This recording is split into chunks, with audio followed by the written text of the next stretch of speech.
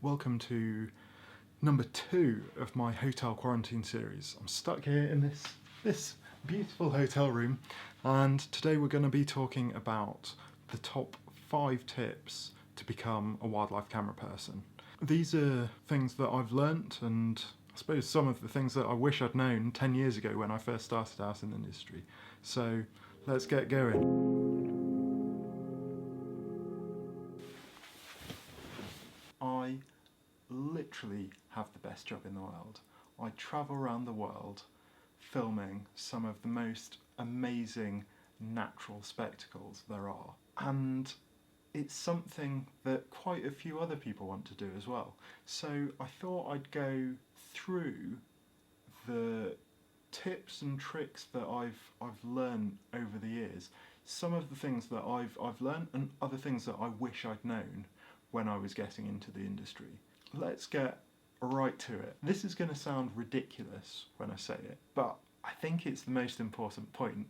Go and film wildlife. It sounds silly, but it's so important. To get into this industry as a camera person, you have to demonstrate somehow that you have the ability to do the job. And so you have to go out and film wildlife. It always surprises me by the number of people, when they get in touch and ask about how to do this job, how they can go about becoming a wildlife camera person. And I ask to see what they've filmed, or even their stills portfolio, and they don't have one. And they'll make an excuse about the camera they have, or I've not had time. No one is going to take you seriously if you don't have some way of backing up your passion for this particular position. You have to go out and film wildlife. I know it's very easy to say, well, Ben, you have a production company who are sending you out somewhere, and it's easy for you to say, you're told where to go. However, there are so many worthwhile causes and things that you can film. Every single camera you can buy nowadays has a camera mode, and they will all be miles better than the cameras that Planet Earth was shot on originally. Just think about that. One of the most watched ever wildlife documentaries, you will be able to film in better quality than that. So go and make wildlife films. It shows, it backs up your passion, but also it's the way that you learn. You learn by making mistakes, you learn by editing your films and working out how to put them together, what you need. By making films, you become a better filmmaker. So that is tip 1, go out and film wildlife. Tip number 2 is make a showreel. The purpose of a showreel is sort of to show off, really. It's to show what you're able to do. So you've been out, you've filmed your wildlife, and then you want to cut it all together. And the way to do it is just get rid of all the bad shots and only put in the best shots. If you can put all the best shots in and make a story, even better. So put it together in a bit of a sequence. I mean, it doesn't have to be complicated, but as long as it shows linear progression, then that's great. Don't use ridiculous over-the-top music. People know when you're trying to heighten emotion with emotional music. Just use fairly gentle background music and cut together your best shots. 90 seconds to 3 minutes, I would say, is a good amount of time. People's attention spans are short, producers are busy, and so you don't want to take up too much of their time. And especially if you've crammed all of your best footage in, you're giving them the best quality that you have, showing what you can do to its top level and also respecting their time. Also with a showreel, and this sort of goes hand in hand with what you film as well, make your showreel about what you want to work on. So if you're into underwater, make an underwater showreel. If you want to work on macro, make a macro showreel. If you're into flying drones, make a drone showreel. Long lens, make a long lens showreel. If you love birds, film birds and then make your showreel about birds. And that way, producers will have a bit of an idea about what you want to do and where your skills lie as well. Build your showreel about what you're passionate about, and that should be also reflected in what you're filming as well. So it all goes together. So tip number 2, make a showreel. Whee! Tip number 3, think about what makes you special. There's 7 and a bit billion people in the world, so none of us is truly unique. But we have to think about what the benefits to an employer is of giving us a job. You have to think about why you're special.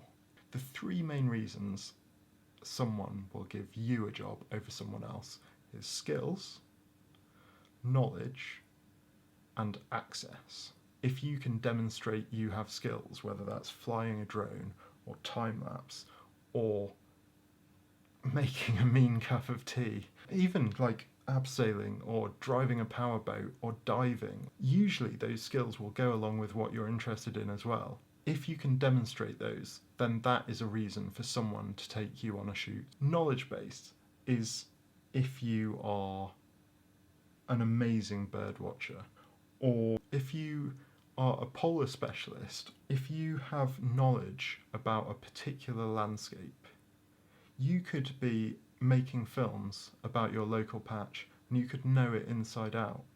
And so if there's a show in the UK like Springwatch, then it's much more likely that someone will give you a job over someone else because you know that particular area inside out. That knowledge is valuable to that production. The third reason that you would be an asset is if you have access to a particular area or a particular story. Wildlife productions are always looking for new stories.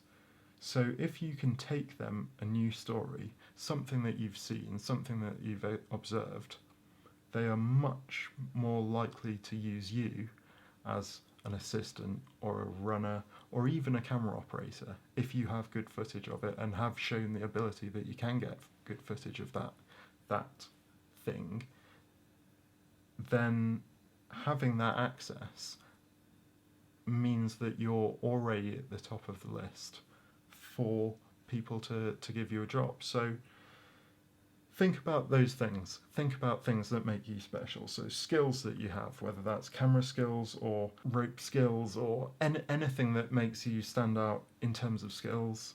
Knowledge, whether you wrote your PhD on birds or a particular species of whatever, then that is also a way in. And access. If you have access to a story, to an area, then that is also something that's really valuable to a production. So think about what makes you special. Tip number 4 is build a network. I think part of the secret to a long career in the industry is not just getting in touch with people who can give you jobs, the producers, but building friendships throughout the industry on all levels. So whether that's other runners, researchers, assistant producers, production managers and PCs, well, just people throughout the industry, and building up a network of contacts. And invariably, when I've got jobs, it's through that network, and it's either someone who I've worked with before or someone who's recommended me, even just someone who I bump into on the street and they say, "Oh Ben, are you free for this?" It's that network of contacts which is really important. By all means, get in touch with producers, and it's something that I did. I would watch the films that I enjoyed and then send the producers an email. Invariably, you're not going to get a job directly off the back of that. Don't feel disheartened if you send someone an email and you don't hear a reply. It's happened to every single one of us, and it's not a malicious thing. Sometimes people will be out of the office on filming trips. Sometimes they're just up to their eyeballs, and replying to someone who's new and getting into the industry isn't top of their priority list. It's getting a shoot out the door. It's finishing off an edit. And often, if you give them an email a couple of weeks later and just say, "Hey guys, just following up with the email I sent a couple of weeks ago," they'll say, "Oh, sorry, I forgot," Sorry, I wouldn't have been meaning to get back to you. That is tip number 4, build a network. And there's nothing you can do about that. It takes a long time, but it's really worthwhile putting the effort in and talking to people. Build a network. Tip number 5, be persistent. It takes a long time to become a camera person. It's not something that happens overnight, and you have to be persistent. And so that's why it needs to be something that you're passionate about, because without that passion and drive, it's really hard to stick around for long enough for those networks to build and for your skills to become known and for you to become known. So be persistent. And by that, I don't mean be annoying. It's very easy to blanket bomb people with emails and send people out email after email after email. And you have to really tread that line quite carefully, because it's very easy to become annoying, and no one is going to take you on a shoot if they think you're annoying. If you're cramped in a hide with someone, you really don't want them to be annoying. But it is important to be persistent. So if someone doesn't respond to an email, get in touch again in a couple of weeks and just chase them up. If they don't reply to that, then maybe leave it for a while. Keep in touch with people, but don't pester them. Yeah, that's tip number 5. Be patient and use the time while you're being patient to improve yourself and improve the skills and your knowledge and go out and make more films. They are my top 5 tips. Hopefully you find them useful. Give it a thumbs up, and I've got a few more videos coming out that I'm going to be filming in my quarantine hotel room, so hit the subscribe button and they'll pop up next week and the week after. Until next time, goodbye. See ya. I'm off to bed.